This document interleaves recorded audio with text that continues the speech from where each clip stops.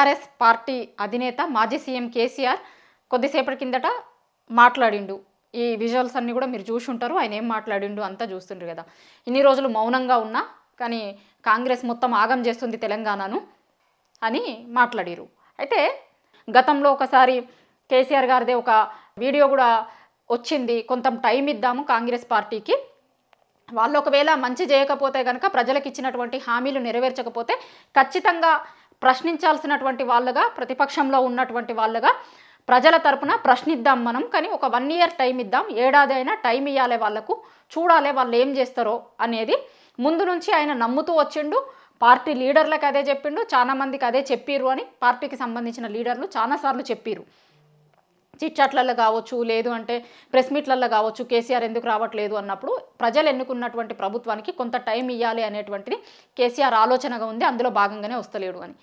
So యాదృచ్ఛికమో మరి ఏమో తెలియదు కానీ నిన్న కాంగ్రెస్ పార్టీ వాళ్ళే ఒక పోల్ పెట్టిరు. పెడితే దాంట్లో ఫామ్ హౌస్ పాలన కావాలన్నా ప్రజాపాలన కావాలన్నా అంటే ప్రజాపాలన వద్దు అని కనీసం వాళ్ళకు పాస్ మార్కులు కూడా ఇవ్వలేదు. అంటే కేసీఆర్ పాలన కావాలా, రేవంత్ రెడ్డి పాలన కావాలా అనేటువంటి దాన్ని వాళ్ళు కొంత వ్యంగ్యంగా అట్లా పెట్టుకున్నారు. సరే దానికోసం అన్న మా కోట్లు అంటే మాకు పోల్ అయితే చాలా మంచిగా మా పాలననే కావాలని కోరుకుంటారు జనాలు అనేటువంటి దాంతో వాళ్ళు అట్లా వ్యంగ్యంగా పెట్టిర్రు ఆ పోలు. సరే దాంట్లో కూడా చాలామంది కేసీఆర్ పాలన కావాలి మాకు, రేవంత్ పాలన వద్దు అని కోరుకున్నారు. సో ఈయన చెప్పినటువంటి దానికి గతంలో నుంచి కూడా ముందు నుంచి చెప్తున్నారు కదా కేసీఆర్ గారు, ప్రజలు కావాలనుకున్నప్పుడు ప్రజలు కోరి కాంగ్రెస్కి ఓట్లు వేసినారు కాబట్టి 1 year టైం ఇద్దామని. సో నిన్న ఆ ప్రజలు కూడా డిసైడ్ అయ్యారు, చెప్పిర్రు వాళ్ళ పోల్లనే, కాంగ్రెస్ పార్టీ పెట్టిన పోల్లనే కేసీఆర్ పాలన కావాలని కోరుకోవడం, ఇవాళ ఆయన మాట్లాడడం అది యాదృచ్ఛికమైందో తెలియదు కానీ చాలా విషయాల మీద మాట్లాడిండు ఆయన. చాలా విషయాల మీద మాట్లాడిండు. ఏంటి అంటే కాంగ్రెస్ పార్టీ ఇచ్చినటువంటి మోసపూరిత హామీల మీద. సరే కళ్యాణలక్ష్మి, అంతకుముందు మనం కళ్యాణలక్ష్మి ఇస్తుండే, వీళ్ళు తులం బంగారం అన్నారు, ఆ తులం బంగారం ఇప్పటివరకు ఎవరికి ఇచ్చింది లేదు.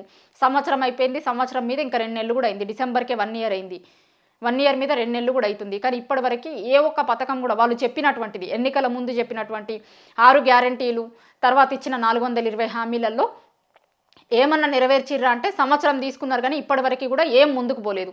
సరే ఇన్ని రోజులు నేను మౌనంగా ఉన్నా కానీ ఇంకా మౌనంగా ఉండడం కుదరదు, ఖచ్చితంగా ప్రతిపక్షంగా మనం ప్రశ్నించాల్సినటువంటి అవసరం ఉంది. ఫిబ్రవరి చివరిలో ఒక భారీ బహిరంగ సభను పెట్టుకుందాం, భారీ బహిరంగ సభకు పార్టీ శ్రేణులందరూ కూడా సిద్ధంగా ఉండాలి అనేటువంటి పిలుపుని ఇవాళ ఆయన పార్టీ నాయకులకు ఇచ్చిరు. ఇంకా చాలా విషయాల మీద మాట్లాడిరు. ఇరిగేషన్ ప్రాజెక్టులు కావచ్చు, రియల్ ఎస్టేట్ ఎట్లా పడిపోతుంది కాంగ్రెస్ పార్టీ అధికారంలోకి వచ్చిన తర్వాత, ఆ నీళ్ళు ఎట్లా వస్తలేవు, రైతు బంధు, రైతు బీమా, రైతు బంధుగా ఉండే గతంలో, ఇప్పుడు వీళ్ళు రైతు భరోసా ఇస్తాము అన్నారు, ఆ రైతు భరోసా కూడా చక్కగా ఇయ్యలేదు.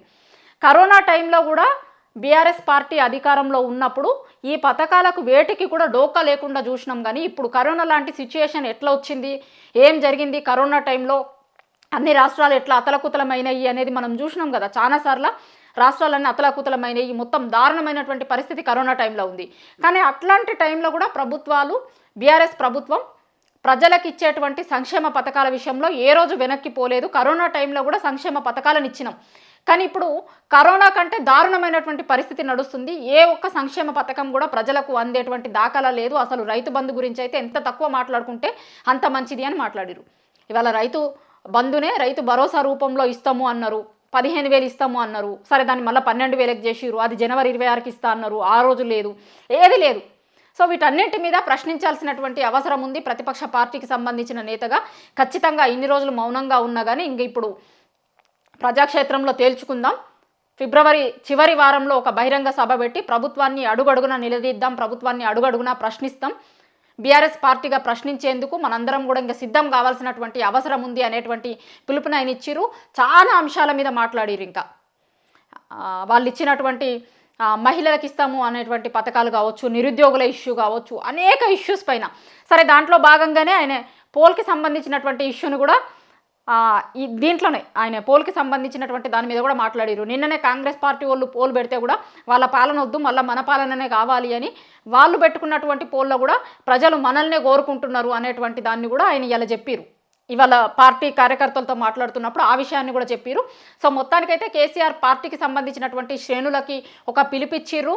ఇన్ని రోజులు మౌనంగా ఉన్నా కానీ ఇంకా ప్రజాక్షేత్రంలో మనం ఇప్పుడు తేల్చుకుందాం. ఫిబ్రవరి చివరిలో ఒక బహిరంగ సభ పెడదాం, ప్రతి విషయం పైన కూడా ప్రభుత్వాన్ని ప్రశ్నిద్దాం, ప్రజల తరపున ప్రజల గొంతుకగా బీఆర్ఎస్ పార్టీకి సంబంధించినటువంటి నేతలు కార్యకర్తలు అందరూ కూడా ఇక ముందు ప్రభుత్వం ప్రజలకు ఇచ్చి మోసగించినటువంటి హామీలను ఖచ్చితంగా అడగాల్సినటువంటి బాధ్యత మనందరి మీద ఉంది, ప్రశ్నిద్దాం ఇక ముందు అనేటువంటి విషయాన్ని ఇవాళ ఆయన చాలా స్పష్టంగా పార్టీకి సంబంధించినటువంటి నేతలకు కార్యకర్తలకు ఇవాళ ఆయన దిశానిర్దేశం చేశారు. దాంట్లో చాలా స్పష్టంగా చెప్పారు, ఇన్ని రోజులు మౌనంగా ఉన్నా కానీ ఇప్పుడు మౌనంగా ఉండను, నేను ఎట్టి పరిస్థితుల్లో ప్రజల తరపున పోరాడతాను అనేటువంటి విషయాన్ని మళ్ళొక్కసారి ఇవాళ ఆయన స్పష్టం చేశారు.